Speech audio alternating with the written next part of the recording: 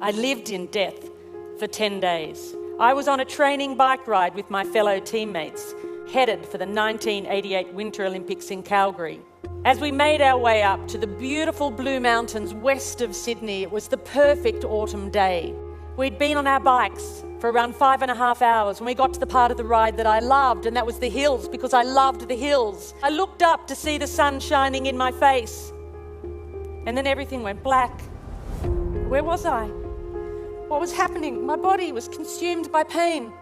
I'd been hit by a speeding truck with only 10 minutes to go on the bike ride. I was airlifted from the scene of the accident. I'd broken my neck and my back in 6 places. My whole right side was ripped open and filled with gravel. My head was cut open across the front, lifted back, exposing the skull underneath. I had head injuries, I had internal injuries, and I had massive blood loss. For 10 days, I drifted between 2 dimensions. I was in the fight of my life. After 10 days, I made the choice to return to my body. And when I did, the massive internal bleeding miraculously stopped.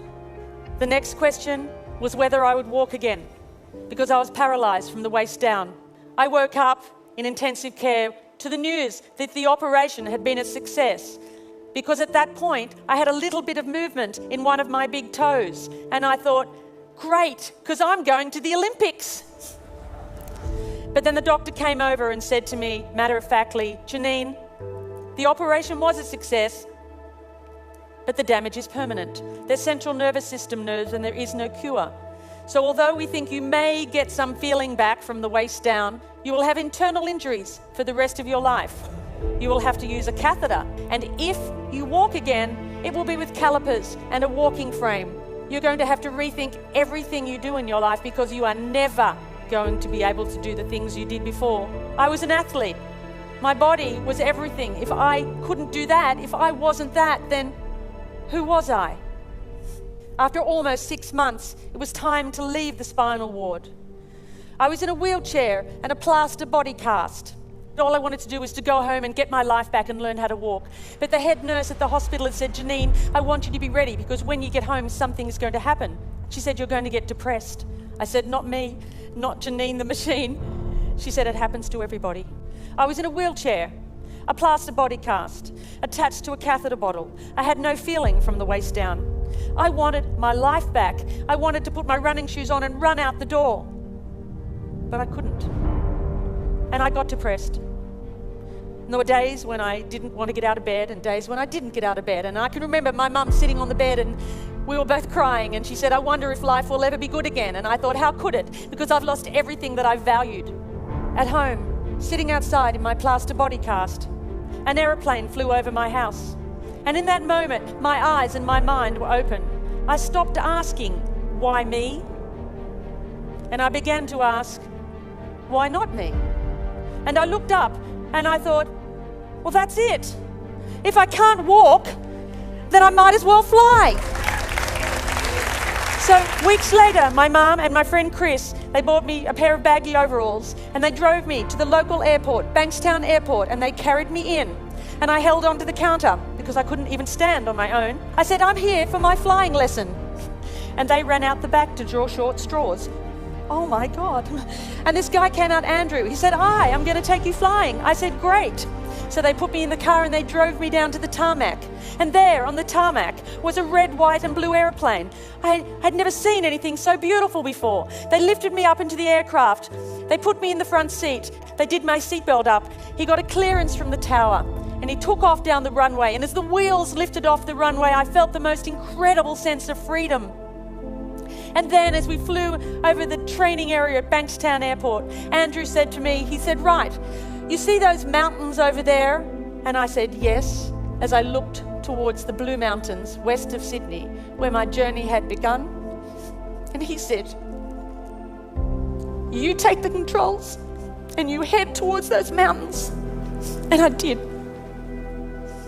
And I was flying. And I knew right then that I was going to be a pilot. I didn't know how on earth I'd ever pass a medical, but that didn't matter because I had a dream and nothing was going to stop me. All I could do in the beginning was lie on the ground and lift my legs this far, maybe an inch, but it was better than nothing.